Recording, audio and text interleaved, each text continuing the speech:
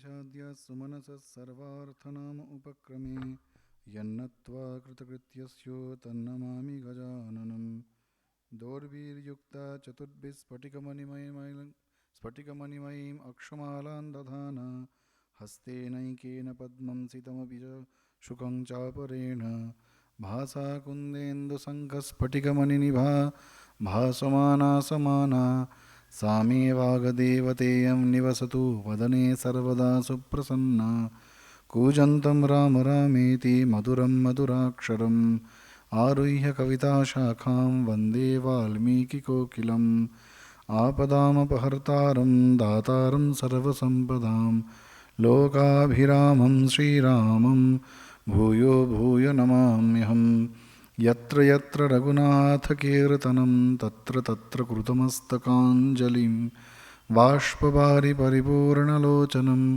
मारुतिं नमत राक्षसान्तकम् असाध्यसाधकस्वामिन् असाध्यं तव किं वद रामदूतकृपासिन्धो मत्कार्यसाधय प्रभो ॐ स्थापकाय च धर्मस्य सर्वधर्मस्वरूपिणे अवतारवरिष्ठाय रामकृष्णाय ते नमः जननीं शारदां देवीं रामकृष्णं जगद्गुरुं पादपद्मे तयो श्रुत्वा प्रणमामि मुहुर्मुहुः जानकीं राधिकां रूपधारिणीं सर्वमङ्गलां चिन्मयीं वरदां नित्यां शारदां मोक्षदायिनीं। শ্রীরামের অনুধ্যান বাল্মীকি রামায়ণ কথা। আজকে ৬৭তম পাঠ ও আলোচনা। আগের দিনে আমরা আলোচনা করেছি অযোধ্যাকাণ্ড চলছে, দশরথের দেহত্যাগ হয়েছে। শ্রীরামের চিন্তা করতে করতে কার্যত রামকে স্মরণ করতে করতে, রামের নাম করতে করতে, রাম নাম করতে করতে দশরথ তার শরীর ত্যাগ করেছেন। ভগবান গীতামুখে বলছেন যে জীবনের শেষ মুহূর্তে যে যেরকম চিন্তা করে সে সেই ভাব প্রাপ্ত হয়। তো সেই অনুযায়ী দশরথের নিশ্চয়ই সেই ভাব প্রাপ্তি হবে। ভগবানকে সন্তানরূপে পাওয়া তো সহজ কথা নয়। সদা তদ্ভাব ভাবিত, সেই জন্য সর্বদা ভগবানের ভাবে ভাবিত হয়ে থাকা, ভগবানের নাম স্মরণ মনন করা আমাদের অত্যন্ত আবশ্যক। তস্মাৎ সর্বেষু কালেষু মাম অনুস্মর যুধ্যচ। ভগবান বলছেন যে সর্বদা আমাকে স্মরণ করে যুদ্ধ করো। যুদ্ধ করা মানে যা আমাদের কর্ম কর্তব্য সেইটি করা। ময়্যর্পিত মনোবুদ্ধি মামে বৈশ্যম অসংশয়ম। ময়্যর্পিত মনোবুদ্ধি, আমাতে মন বুদ্ধি সব সমর্পণ করে, আমাতে সমস্ত কিছু শরণাগতির ভাব নিয়ে তুমি যদি নিজ কর্ম করো নিষ্কামভাবে, তাহলে নিশ্চয়ই নিঃসংশয়ে তুমি আমার ভাব প্রাপ্ত হবে। কথামৃতে আমরা শ্রীরামকৃষ্ণদেবের একটি ঘটনা পেয়েছিলাম যে যেখানে একজন পুত্র শোকে অত্যন্ত কাতর হয়ে শ্রীরামকৃষ্ণদেবের কাছে এসেছেন। এসে তাকে একটু সান্ত্বনা দেওয়া দরকার। ভগবানের কার্যশৈলী আমাদের থেকে আলাদা। তিনি বিশেষ কোনো কথা বললেন না, কিন্তু একটি গান গাইলেন। জীব সাজো সমরে রণবেশে কাল প্রবেশে ঘরে। অর্থাৎ ও জীব, যুদ্ধের জন্য প্রস্তুত হও। রণবেশে কাল প্রবেশে ঘরে, কাল মানে মৃত্যু। সেই মৃত্যু সর্বদা যে কোনো মুহূর্তে যুদ্ধ করার ইচ্ছা নিয়ে তোমার কাছে প্রবেশ করতে পারে। সেই জন্য জীব সাজো সমরে। এখন কি করে সাজবে? সেই সাজটা হচ্ছে ভগবানের নাম স্মরণ মনন করা। সেইটি হচ্ছে সাজ। সেই যুদ্ধের সাজসজ্জা হচ্ছে ভগবানের নাম করা, তার নাম জপ করা, তার গুণগান কীর্তন করা। তো দশরথ সেই ভগবানের গুণানুকীর্তন করতে করতে দেহত্যাগ করেছেন। রামের বনবাসের 6ষ্ঠ দিনের মধ্যরাত্রে, প্রায় অর্ধরাত্র তখন, অর্থাৎ সপ্তমী, যে সপ্তম দিনের ভোরবেলা, রাত্রে দশরথের দেহত্যাগ হয়ে গেছে। ভোরবেলা প্রভাতে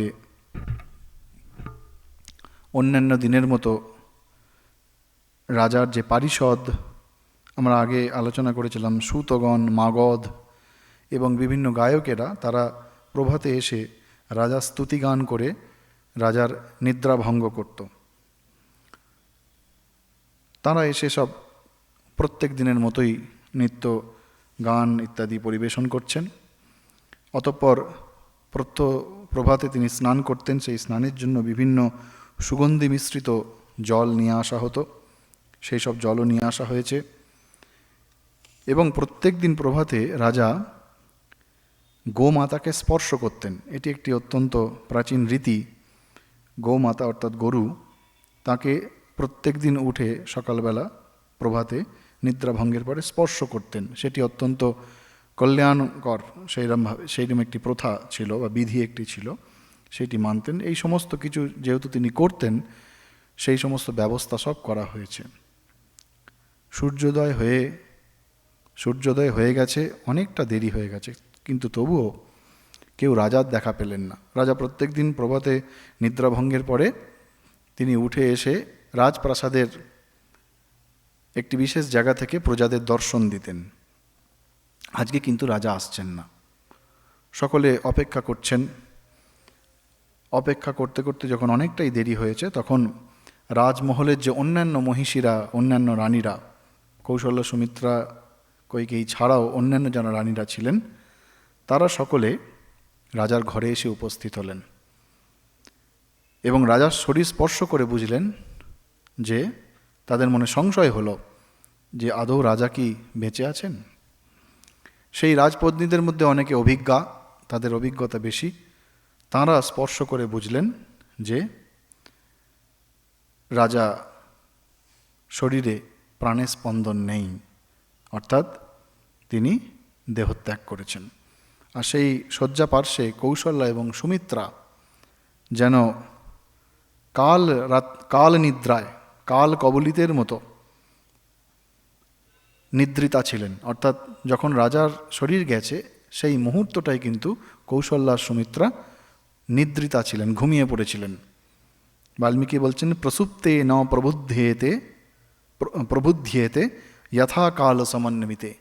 যেন কাল রাত্রির মতো কাল কবলিত নিদ্রা তাদেরকে এমন অভিভূত করেছিল যে তারা সেই মুহূর্তটা বুঝতে পারেননি কখন রাজার প্রাণত্যাগ হয়েছে। তো যেই রাজার প্রাণত্যাগ হয়েছে,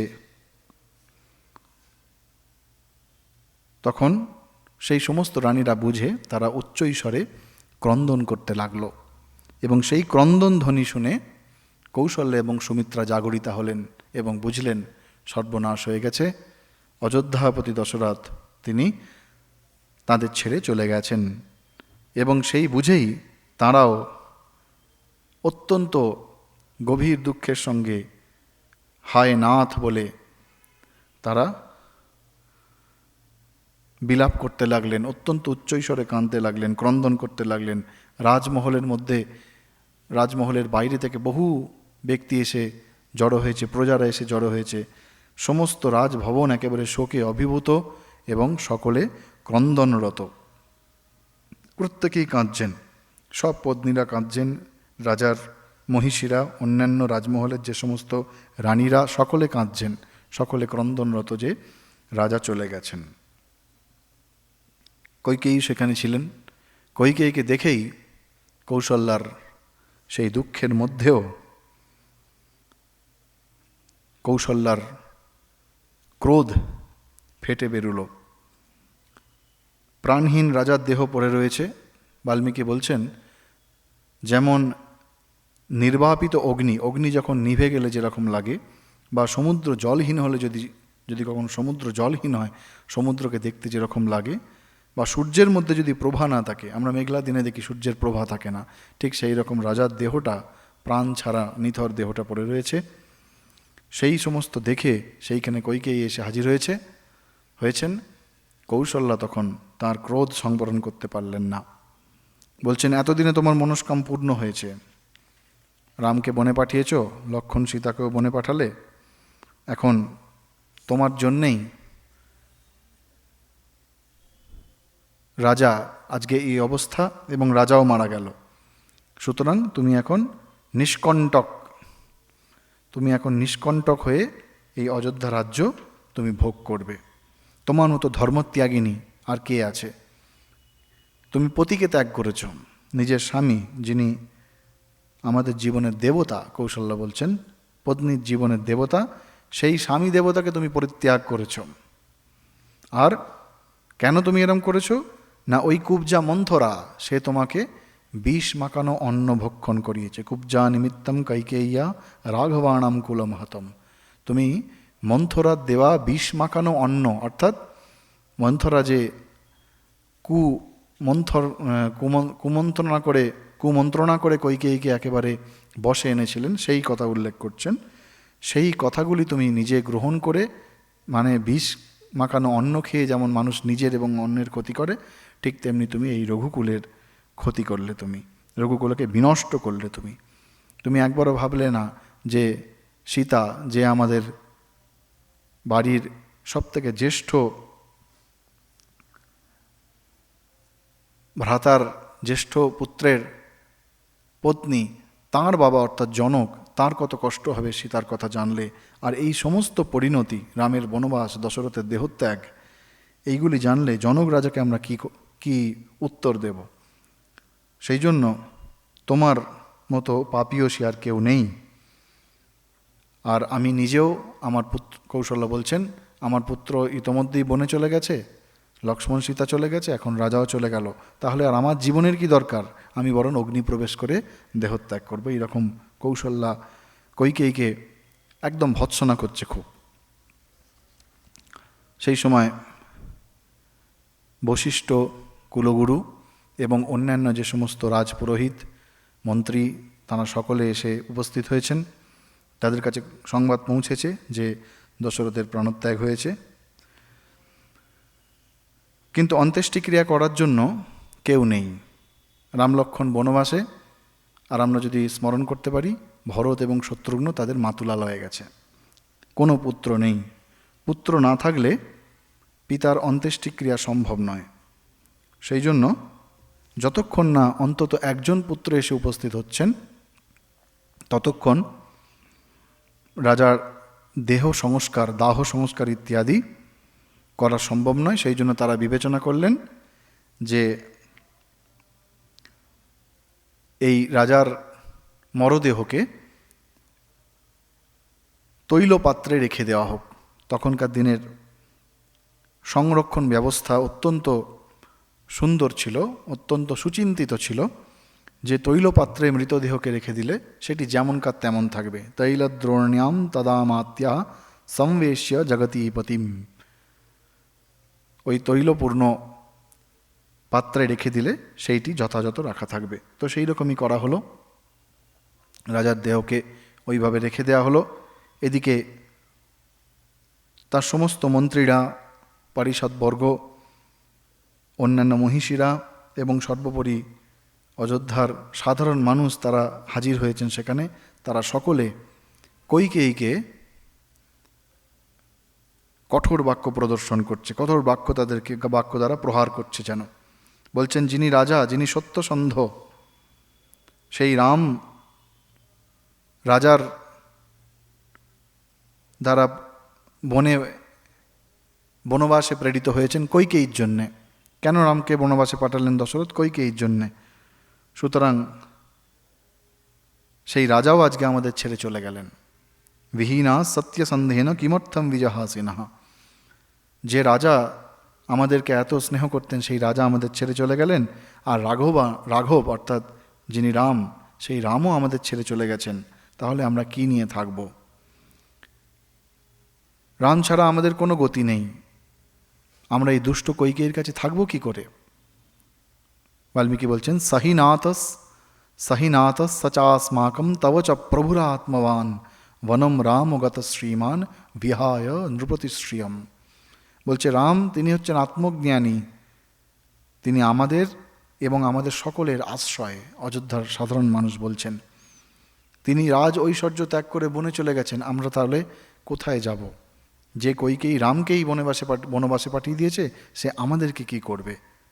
তাহলে আমরা কি নিয়ে থাকবো? এইভাবে তারা বিলাপ করছেন, এবং তাদের বিলাপে ইতোমধ্যেই রামবিহীন অযোধ্যা, সেখানে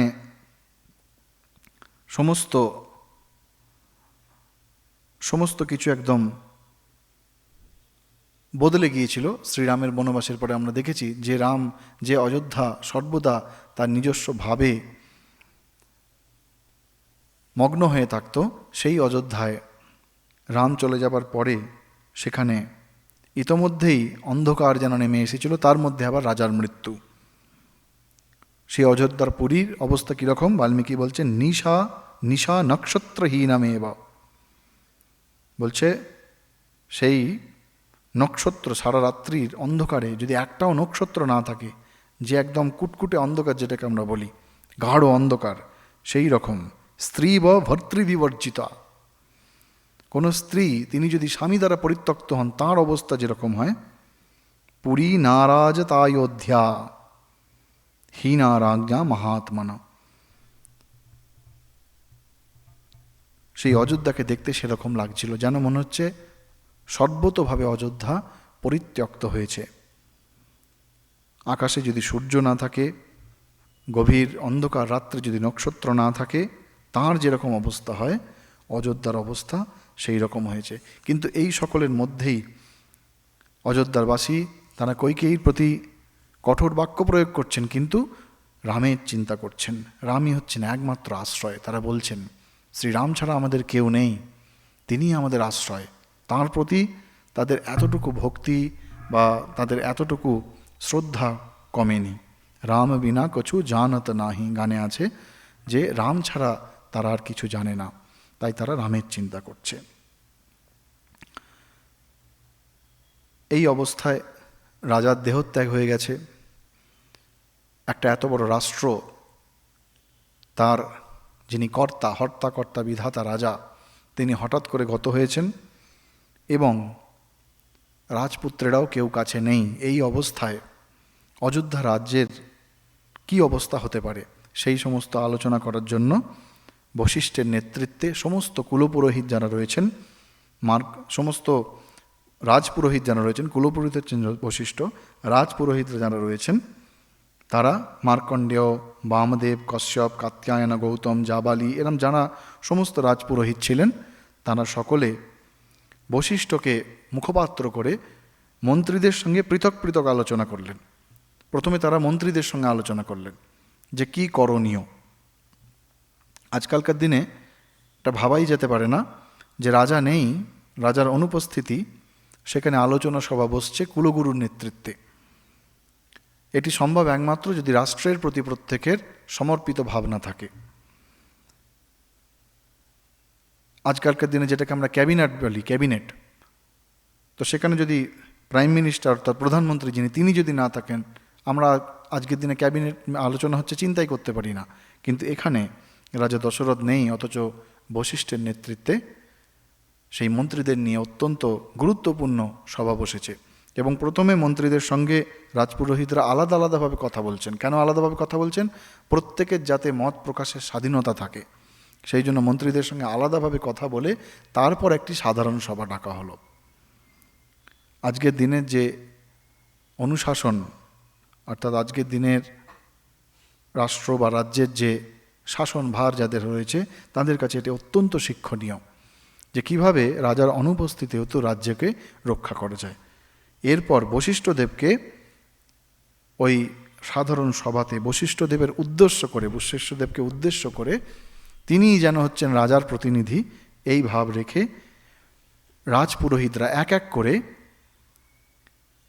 রাজার হঠাৎ করে দেহ গেলে বা রাজা হঠাৎ করে প্রাণ ত্যাগ করলে রাজ্যের কি কি অবস্থা হতে পারে সেইগুলি প্রথমে তারা আলোচনা করলেন। রাজাহীন রাজ্যের অবস্থা কি হতে পারে? প্রায় ২৬টি শ্লোক বাল্মীকি প্রায় ২৬টি শ্লোকের মাধ্যমে ২৬ থেকে ৩০টি শ্লোক সম্ভবত, ৭ থেকে ৩৭, প্রায় ৩০টা শ্লোকের মাধ্যমে সেখানে বাল্মীকি আলোচনা করছেন যে রাজা না থাকলে কি হতে পারে। প্রথমেই বলছেন রাজা যদি না থাকে সেই রাজ্য বিনাশপ্রাপ্ত হয়, তাই রাজা নির্ণয় করা অত্যন্ত দরকার। কারণ রাজকার্য যদি সামলানো না যায় তাহলে রাজ্যে অরাজকতা চলে আসবে। প্রত্যেকটি শ্লোকের শুরুতে হয় অরাজকে অথবা নারাজকে বলে শ্লোকগুলি শুরু হচ্ছে। নারাজকে জনপদে বিদ্যুন্মালি মহাস্বনঃ অভিবর্ষতি পর্জন্যো মহিন্দিব্যেন বারিণা নারাজকে জনপদে বীজমুষ্টিঃ প্রকীর্ত্যতে নারাজকে পিতুঃপুত্র ভার্যা বা বর্ততে বশে। প্রত্যেক শ্লোকের শুরুতে বলা হচ্ছে যদি রাজা না থাকেন কি হবে, এরমভাবে বলা হচ্ছে। প্রথমেই বলছেন যে রাজা হচ্ছেন ঈশ্বরের প্রতিনিধি, তাই তাঁর অবর্তমান যদি হয়, তিনি যদি হঠাৎ করে চলে যান তাহলে ঈশ্বরের কৃপা থেকে সেই রাজ্য বঞ্চিত হয়। এবং সেই ঈশ্বরের কৃপার জন্য, ঈশ্বরের কৃপা ঠিক থাকলে প্রাকৃতিক সমস্ত কিছু ঠিকভাবে হয়, বৃষ্টিপাত, কৃষিকাজ, এই সমস্ত ঠিক হয়। তাই রাজা চলে গেলে প্রথম যেটা সবথেকে বড় ক্ষতি হয়, যতক্ষণ না রাজা নির্ণয় করা হচ্ছে সেই রাজ্য বা রাষ্ট্র ঈশ্বর কৃপা থেকে বঞ্চিত হন, কারণ রাজা হচ্ছেন ঈশ্বরের প্রতিনিধি। আর যদি বৃষ্টিপাত না হয় তাহলে বীজ বপন করা যাবে না।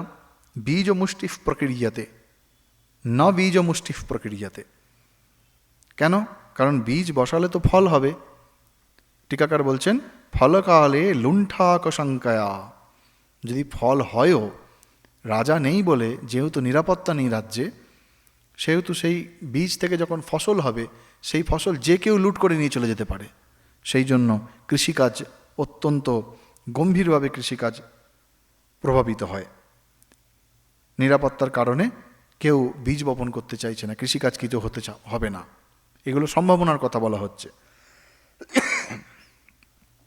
আর কি, নারাজকে পিতুঃপুত্র ভার্যা বা বর্ততে বসে, রাজার অবর্তমানে পুত্র যিনি কিনা পিতার অধীন, স্ত্রী যিনি কিনা স্বামীর বশে থাকেন মানে স্বামী তার গুরুজন, সেই গুরুজনের আজ্ঞা মতো তাঁরা চলেন, সেইগুলো কিছুতেই ঘটবে না। কেন ঘটবে না? বলছে দণ্ড ইত্র অভাবাৎ, দণ্ডের ভয়, দণ্ড পাবে না। যদি পিতার কথা পুত্র না শোনে, পিতা কি বলে ভয় দেখাবে? রাজার কাছে টেনে নিয়ে যাব। রাজা নেই তাহলে দণ্ড পাওয়ার ভয় নেই, তাহলে সংসারের যে ভারসাম্য সেটি নষ্ট হয়ে যাবে। আরেকজন টিকাকার বলছেন ফললাভ নিশ্চয় অভাবাদ ইতি ভাব। আর পিতা পুত্র এবং এই স্ত্রী স্বামীর উদাহরণের ক্ষেত্রে বলছেন শিক্ষক অভাবাদ ইতি ভাব। শিক্ষক, পিতা হচ্ছেন পুত্রের কাছে শিক্ষক, পতি হচ্ছেন অর্থাৎ স্বামী, তিনি হচ্ছেন পত্নীর শিক্ষক, গুরুজন, পত্নীর কাছে তিনি গুরুজনের সমতুল্য, গুরুর মতো, গুরু দেবতা যাই বলা হোক না কেন। সুতরাং শিক্ষক যদি না থাকে, ছাত্রের অবস্থা যেরকম হয় সেই রকম। আর কি বলছে, রাজা যদি না থাকে তাহলে সেই রাজ্যের কোনো সম্পদ থাকে না। কেন সম্পদ থাকে না? না পরিপালন অভাবাৎ, সেই সম্পদকে পরিপালন করার জন্য রাজার যে কর্মচারী, সৈন্য ইত্যাদি থাকে, তারা না থাকলে তখন সেই শস্য অর্থাৎ সম্পদ তার পরিপালন করার মতো কেউ থাকে না, এবং তাতে মহাভীতি হতে পারে। মহাভীতি মানে কি? বলছে ইদম অত্যাহিতম, অতি যুক্ত অহিতম, অত্যাহিতম, ইদম অত্যাহিতম, যদি খুব অহিত হয়, যখন অহিতের মাত্রা অত্যন্ত বাড়ে, অত্যাহিতম মহাভীতি ইতি অমর কোষে আছে যে যখন হিত মানে হচ্ছে ভালো, অহিত মানে হচ্ছে খারাপ, তো অহিতের মাত্রা যদি অনেক বেশি হয় তখন সেটা মহাভীতির কারণ হয়। আর কেন সম্পদ থাকছে না? বলছে ধনম নাস্তি চোর ভয়াদ ইতি ভাবা। সম্পদ থাকে না, কেন থাকে না? কারণ রাজা না থাকায় নিরাপত্তা নেই, সুতরাং চোর ডাকাত এরা চলে আসবে। নিরাপত্তাহীনতার কথাটা বারবার বলা হচ্ছে। আবার বলছে যে গৃহেতে ভারিয়াও থাকে না, অর্থাৎ পতির পত্নীর বশে একই কথা ঘুরে ফিরে আসছে, তিনি থাকেন না, তিনি অন্যভাবে প্রেরিত হয়ে চলে যান। সেই জন্য রাজা না থাকলে কুতঃ সত্যম অরাজকে, সত্য কোথায়? সত্য মানে বলছেন সত্যম ক্রয় বিক্রয়াদি লক্ষণম, ব্যবসা বাণিজ্য করতে গেলে তো ক্রয় বিক্রয় এগুলো ঠিক ঠিক হতে হবে।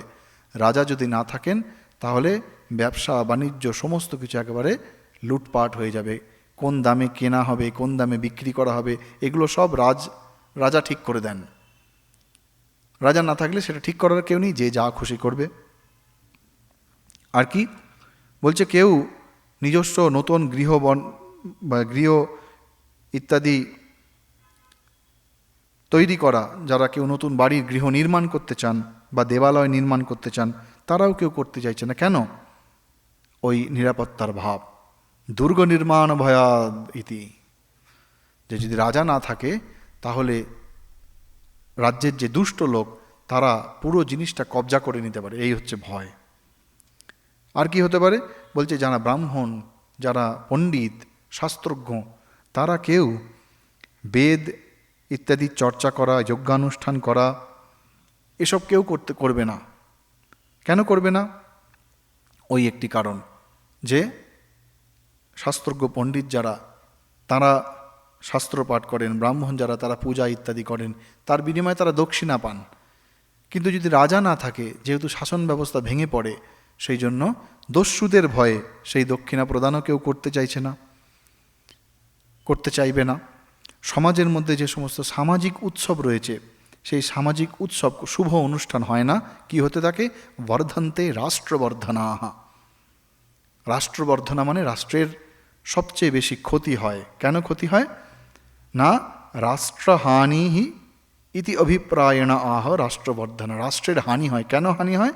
না উৎসবাহ দেবতোৎসবাহ সমাজাহ তীর্থযাত্রাহ এতদ উভয় অভাবে, অর্থাৎ শুভ অনুষ্ঠান না হলে এবং মানুষজন যদি তীর্থ দর্শনে না যায়, তাহলে কি হবে? রাজ্যের অর্থনৈতিক অবস্থা ভেঙে পড়বে এবং সেটা রাষ্ট্রের পক্ষে অত্যন্ত ক্ষতিকারক। ব্যবসা বাণিজ্য বন্ধ হয়ে যাবে। সাধকবর্গ যারা, তারা বেদ পাঠ ইত্যাদি থেকে নিরত হয়ে সমাজের যে ভারসাম্য, সেই ভারসাম্য একেবারে নষ্ট হয়ে যাবে। আর কি বলছেন, তখনকার দিনের মানুষ রাত্রিবেলা যখন নিদ্রা যেতেন, ঘরবাড়ি বন্ধ করার দরকার পড়তো না, কারণ রাজ্যের শাসন ব্যবস্থা এত কঠোর ছিল। আমরা অযোধ্যার বর্ণনার সময় পড়েছি, যদি কেউ কোনো দুষ্ট কর্ম করে তার নির্ঘাত তার শাস্তি হবে। সুতরাং সকলে নির্ভয়ে দরজা জানালা ইত্যাদি সব যেমনকার শুধু বন্ধ করার দরকার পড়তো না, কিন্তু এখন সেটা সম্ভব হবে না। বলছেন সে রাতেই বিবৃত দ্বারা। বিবৃত দ্বারা মানে হচ্ছে, আগে যেমন মানুষ দরজা ইত্যাদি খুলে রাখতেন, গৃহদ্বার খুলে রেখে নিশ্চিন্তে ঘুমাতে যেতেন, নিদ্রায় যেতেন, এখন কিন্তু সেটা সম্ভব নয়, কারণ রাজ্যের শাসন ব্যবস্থা ভেঙে পড়েছে। আর কি আর বলা হচ্ছে,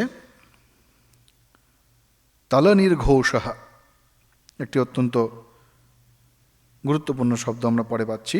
আরেকটি অদ্ভুত কথা বলা হচ্ছে, যে রাজা যদি না থাকে, প্রত্যেক শ্লোকের শুরুতে আছে নারাজকে জনপদে বদ্ধ ঘণ্টা বিষাণিনঃ অটন্তি রাজমার্গেষু কুঞ্জরাষষ্ঠী হায়নাহা।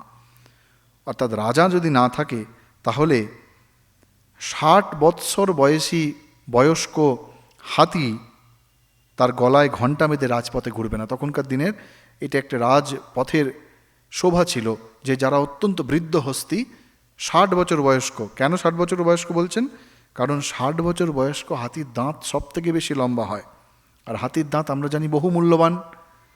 কিন্তু রাজা যখন থাকেন তখন সেই হস্তিরা, তারা রাজপথে নির্ভয়ে ঘোরাফেরা করতে পারে, কারণ তার চারিদিকে সৈন্যবাহিনী ইত্যাদি সব থাকে। কিন্তু রাজা যদি না থাকেন, সেই হাতিরা রাজপথে কোনো দিন স্বাধীনভাবে ঘোরাফেরা করতে পারেন না, কারণ যে কোনো মুহূর্তে সেই হাতিকে হত্যা করে তার দাঁত নিয়ে কেউ চলে যেতে পারে। কি দূরদৃষ্টি তখনকার এই অযোধ্যার যে সমস্ত পুরোহিতরা রয়েছেন, মন্ত্রীরা রয়েছেন। আর কি বলছেন, রাজা যদি না থাকেন তাহলে সৈন্যবাহিনী, তারা যে যুদ্ধের জন্য যে অভ্যাস করেন, সেই অভ্যাসের মধ্যে কোনো শব্দ শোনা যায় না, তারা অভ্যাস করতে তারা ইচ্ছায় চলে যায়। কেন? কারণ তারা যখন অভ্যাস করেন তখন সেখানে সাধারণ মানুষ এসে তাদেরকে উৎসাহ দেন। টিকাকার বলছেন, তল নির্ঘোষঃ যুদ্ধ উৎসাহজনক যা সংযুক্ত করতল শব্দ ন শ্রূয়তে। অর্থাৎ যখন যুদ্ধের প্র্যাকটিস হয়, অভ্যাস হয়, সেই সময় যখন ওই ধনুকের জ্যা সেটিকে আকর্ণ টেনে যখন ওই তীর ছোঁড়া হয়, সেই সময় সাধারণ মানুষ খুব উৎসাহ দেন। কিন্তু এখন কেউ দিতে চাইবে না। কেন? কারণ তারা সকলেই ভীত, সন্ত্রস্ত, এবং কোনো রকম যদি অসুবিধা হয় তাদেরকে রক্ষা করার মতো কেউ নেই। আর কি আরেকটি অত্যন্ত গুরুত্বপূর্ণ কথা বলছেন, নারাজকে জনপদে চরতি একচর বশী। খুব সুন্দর কথা, চরতি একচর, চরত্যেকচর। কে একচর? বলছেন একঃ অসহায়ঃ চরতি ইতি একচরঃ বশী জিতেন্দ্রিয়ঃ যতিহি। অর্থাৎ যে সমস্ত সন্ন্যাসী, ভিক্ষুক, ঋষিগণ যারা একা একা বিচরণ করেন, ভগবানের ওপর সম্পূর্ণরূপে নির্ভরশীল হয়ে তারা বিচরণ করেন, তারা সংযত আত্মা, তারা জিতেন্দ্রিয়, তারা কি করেন? তারা সাধারণ মানুষের ভিক্ষার ওপরই তাদের জীবন বৃত্তি নির্ভর করে। কিন্তু রাজা যদি না থাকে কি হবে? ভাবয়ন্নাত্মনা নাত্মান যত্র সায়ং গৃহ মুনিহি।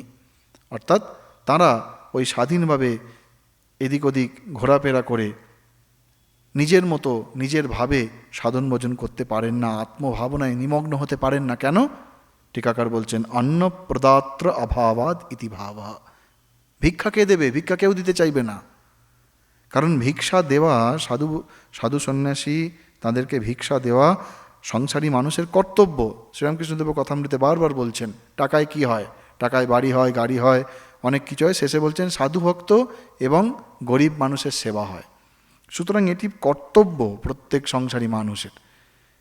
কিন্তু সেই কর্তব্য মানুষ পালন করছেন কি না সেটা দেখবেন কে? সেটা দেখবেন রাজা। রাজা যদি না থাকে, দেখার কেউ নেই, ভিক্ষা দেবে না, তাহলে সাধু সন্ন্যাসীরা কোথায় যাবে? তারাও ঘুরে বেড়াচ্ছে না, তারাও অন্য জায়গায় গিয়ে কোনো একটা জায়গায় পড়ে থাকবে। আর সমগ্র রাজ্যের যে যোগক্ষেম, যোগক্ষেম কথাটা বারবার আসে, না রাজকে জনপদে যোগক্ষেম প্রবর্ততে না প্রবর্ততে। অর্থাৎ রাজ্যের পরিপূর্ণ যে যোগ এবং তার ক্ষেম, যা দরকার রাজ্যের জন্য, রাজ্যের সাধারণ মানুষের জীবন নির্বাহ করার জন্য যে জিনিসের দরকার, এবং ক্ষেম সেই জিনিসের রক্ষা, এই দুটোই একেবারে বিপর্যস্ত হবে। সাধারণ মানুষ দস্যু ভয়ে, চোরের ভয়ে তারা কেউ বাইরে বেরোতে পারবে না, আগের মতো স্বাধীনভাবে ঘোরাফেরা করতে পারবে না, আদিন মতো বিলাস করতে পারবে না। এইভাবে রাজা না থাকলে, একটার পর একটা বলছেন যে রাজা হচ্ছেন সমৃদ্ধির প্রতীক, কিন্তু সেই রাজা যদি না থাকেন তাহলে সেই রাজা বিনষ্ট হয়ে যায়, সেই রাষ্ট্র বিনষ্ট হয়ে যায়। রাজা নয়, সেই রাষ্ট্র বিনষ্ট হয়ে যায়। তিনি সর্বাধিনায়ক, তিনি যদি না থাকেন তাহলে সেই রাজ্যের মধ্যে গৃহযুদ্ধ শুরু হয়ে যেতে পারে। বলছেন বাল্মীকি, বলছেন কীরকম, নারাজকে জনপদে স্বকম ভবতি কস্যচিৎ মৎস্যা ইব জনা নিত্যম ভক্ষয়ন্তি পরস্পরম। বলছেন মাছেরা যেমন মৎস্য, তারা সমুদ্রে বা সরোবরে, নদীতে তারা পরস্পরকে ভক্ষণ করে, কারণ তাদের মধ্যে কোনো নিয়ম নীতি নেই। যে শক্তিশালী সে দুর্বলকে হত্যা করবে, করে তাকে ভক্ষণ করবে, এটি নিয়ম।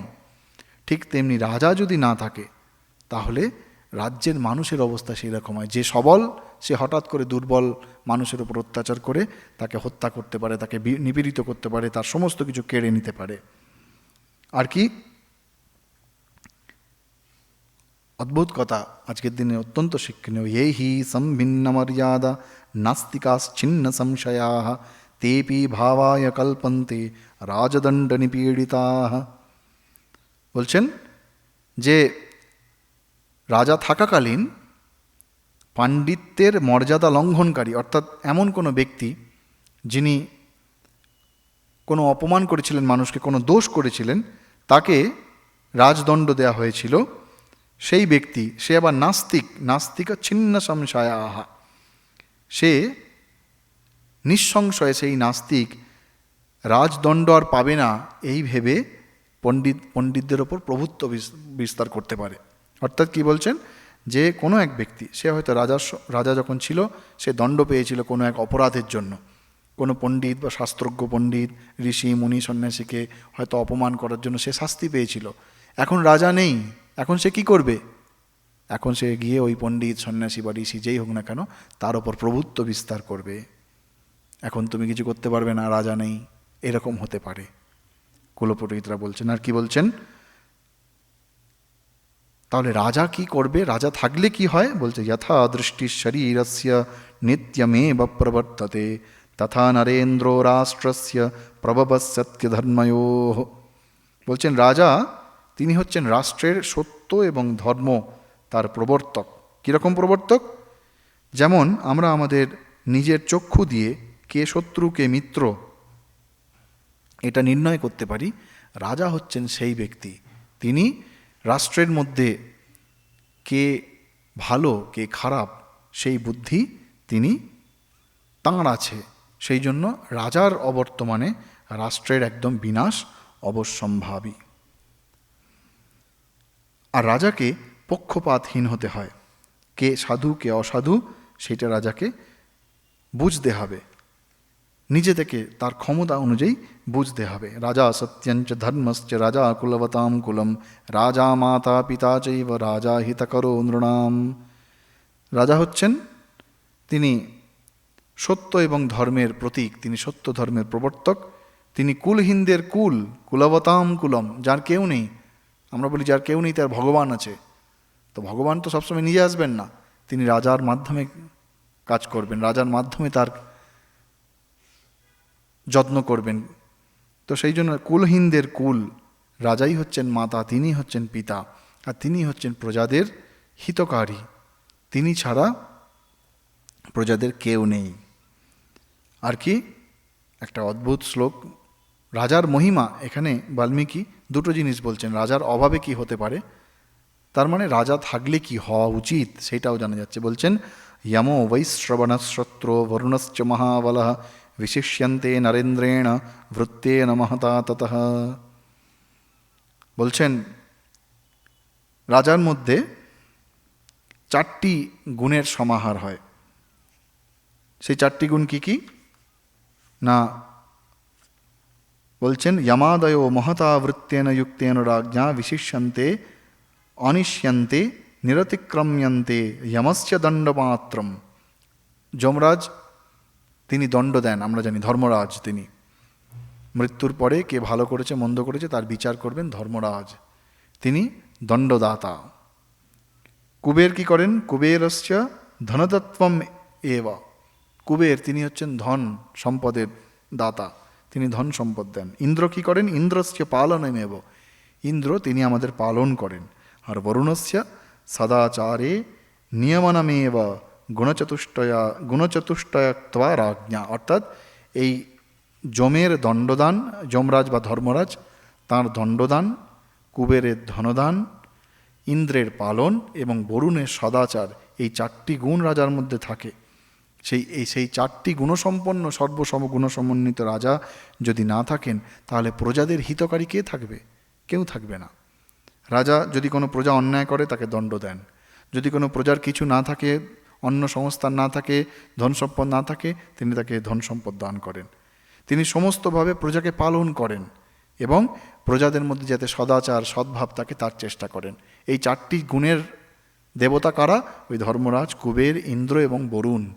তো এই 4 জন দেবতার গুণের সমন্বয় হয় রাজার মধ্যে। সেই রাজা যদি না থাকেন তাহলে কি হবে?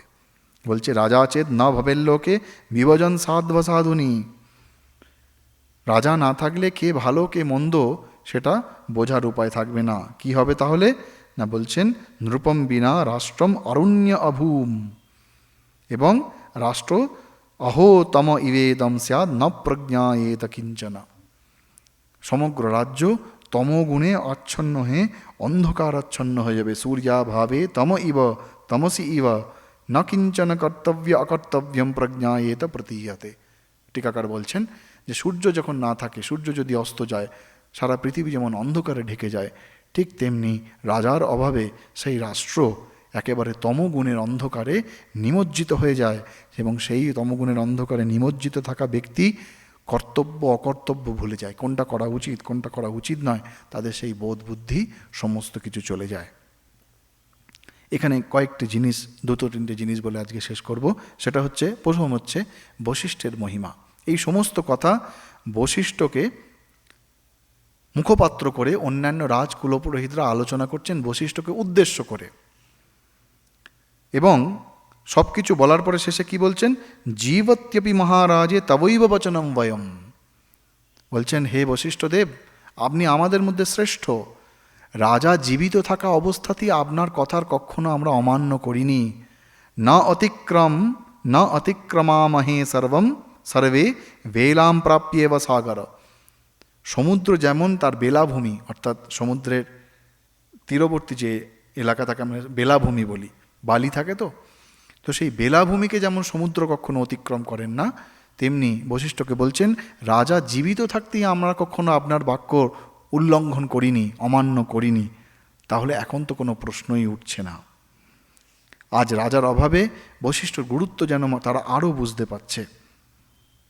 কিন্তু উল্টোটাও হতে পারত। আমরা সাধারণত কি দেখি আজকের দিনে, যদি যিনি শাসনের সর্বময় কর্তা তাঁর কাছাকাছি মানুষ যারা থাকেন, সেই কর্তা যখন সে তার জায়গা থেকে সরে যায়, তখন তার আশেপাশের মানুষকে কেউ কোনো গুরুত্ব দেয় না, বরঞ্চ উল্টে তাকে বিপদে ফেলার চেষ্টা করে। এতদিন রাজার কাছে কাছে ছিলে, এখন মজাটি পাবে। কিন্তু এখানে উল্টোটি হচ্ছে, সেরকম হচ্ছে না। এখানে সাধারণ মানুষ, তাদের প্রতিনিধি হয়ে এই মন্ত্রীরা, রাজপুরোহিতরা বলছেন, হে বশিষ্ঠদেব, আপনি আমাদের মধ্যে শ্রেষ্ঠতম। রাজা জীবিত থাকা অবস্থাতেই আপনার প্রতি আমাদের এত শ্রদ্ধা ছিল, এখন আমাদের শ্রদ্ধা আরও বেড়ে গেছে। আপনি ছাড়া আমাদের এখন এই মুহূর্তে কেউ নেই, সুতরাং আপনি যেটা ঠিক করবেন সেটাই হবে।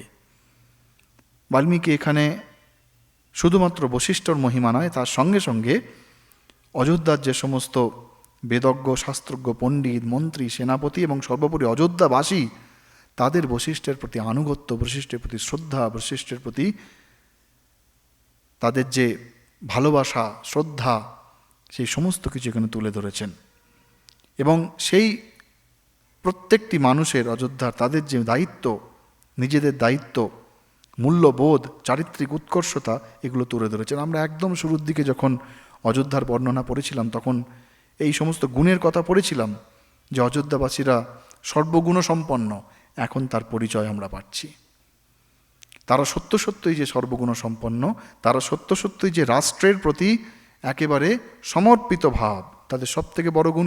কেন তারা ওই বশিষ্ঠের বিরোধিতা করছে না? বিরোধিতা করতে পারতেন, রাজ্যের মধ্যে একটা অরাজকতা চলে আসতে পারত। সেই অরাজকতার কথাই এতক্ষণ অন্যান্য কুলপুরোহিত মন্ত্রীরা বর্ণনা দিলেন, কিন্তু সেই অরাজক অবস্থা কিন্তু অযোধ্যায় আসেনি। রাম চলে গেছেন, অযোধ্যা এর আগেই শ্রীহীন হয়ে গেছেন, কিন্তু রাজার অভাবে যে অরাজকতা আসতে পারত, সেই অরাজকতা কিন্তু অযোধ্যাকে গ্রাস করতে পারেনি। তার প্রধান কারণ অযোধ্যার প্রত্যেকটি মানুষের রাষ্ট্রের প্রতি আনুগত্য, রাষ্ট্রের প্রতি তাদের প্রেম, রাষ্ট্রের প্রতি, মাতৃভূমির প্রতি তাদের অমলিন ভালোবাসা। নিজের দেশকে ভালোবাসে তারা, নিজের রাষ্ট্রকে ভালোবাসে তারা। এটি আমাদের বর্তমান ভারতবর্ষের দিকে আমরা যদি ফিরে তাকাই, আর এই অতীতের কথা যদি আমরা আলোচনা করি, এইটি হচ্ছে আসল সোনার ভারতবর্ষ। আমরা বলি না গোল্ডেন এরা, এইটি হচ্ছে সেই সোনার ভারতবর্ষ। সেই জন্য রাজার অবর্তমানে রাজ্যের বা রাষ্ট্রের কি অবস্থা হতে পারে, সেইটি তুলে ধরতে গিয়ে বাল্মীকি অত্যন্ত তার নিজ কাব্যশৈলী দিয়ে এবং তার সুদূর প্রসারী যে চিন্তা, তিনি তো ঋষি, তিনি হচ্ছেন ভবিষ্যৎ দেখতে পারেন। তিনি সেই রাজার অবর্তমানের অবস্থা তুলে ধরতে গিয়ে রাজার কর্তব্য কী হওয়া উচিত, কিভাবে রাজা রাজ্য চালাবে, রাজার কি কি গুণ থাকা উচিত, এবং রাজার প্রতি রাজ্যবাসীর মনোভাব কী হওয়া উচিত, রাজ্যবাসীর কীরকম আচরণ করা উচিত, সেই সমস্ত তিনি তুলে ধরলেন। এটি হচ্ছে বাল্মীকির মাহাত্ম্য, অভাবের মধ্যে ভাব দর্শন। রাজার অভাব, রাজা নেই এখানে, কিন্তু তার মধ্যেও তিনি ভাব দর্শন করছেন। অভাবের মধ্যে ভাব দর্শন, যে রাজা না থাকার মধ্যে সেই অবস্থার বর্ণনার মধ্য দিয়েই তিনি আমাদের রাজা কি করা উচিত, অর্থাৎ একটা সমৃদ্ধশালী রাষ্ট্র কিভাবে চলা উচিত, তার সমস্ত কিছু তিনি এখানে বর্ণনা করলেন। এবং এটি আজকের দিনেও আমাদের অত্যন্ত শিক্ষণীয়। রাষ্ট্রের প্রতি সমর্পিত ভাবনা, রাষ্ট্রের প্রতি ভালোবাসা, রাষ্ট্রপ্রেম, প্রেম সর্বোপরি, রাষ্ট্র সর্বোপরি, এটি আমাদের প্রত্যেক মানুষের মেনে চলা উচিত। সেইটা মেনে চলতো বলেই রাম নেই, দশরথের শরীর চলে গেছে, তাও অযোধ্যায় কিন্তু কোনোদিন অরাজকতা আসেনি। এই সমস্ত আলোচনার পরে ওই কুলপুরোহিতরা বলছেন, আপনি এই ইক্ষ্বাকু বংশেরই কাউকে যত শীঘ্র সম্ভব তাকে রাজপথে অভিষিক্ত করুন, তা না হলে এই যে সমস্ত সমস্যাগুলি আমরা আলোচনা করলাম, এই সমস্যাগুলি হতে পারে। এই সব বলে তারা বশিষ্ঠকে তিনি যা সিদ্ধান্ত নেবেন, তিনি যেটা ঠিক করবেন, সেইটার সঙ্গে একেবারে পূর্ণ সহমত, আমরা একবারে কমপ্লিট সারেন্ডার যেটাকে বলে, সেই সমস্ত রাজপুরোহিত মন্ত্রী, তারা তো সাধারণ মানুষের প্রতিনিধি, সুতরাং তাঁদের বশিষ্ঠের প্রতি যে বশ্যতা, বশিষ্ঠের প্রতি যে আনুগত্য, সেই আনুগত্য হচ্ছে সমগ্র অযোধ্যাবাসীর বশিষ্ঠের প্রতি আনুগত্য। কারণ বশিষ্ঠকে এখানে রাজার প্রতিনিধি হিসাবে তারা দেখছেন। এবং বশিষ্ঠ তখন তাঁর উত্তরে বশিষ্ঠ কি সিদ্ধান্ত নেবেন, এটা আমরা পরের দিন আলোচনা করব। ওম শান্তি শান্তি শান্তি। হরি ওম তৎসদ। শ্রীরামকৃষ্ণার্পণমস্তু।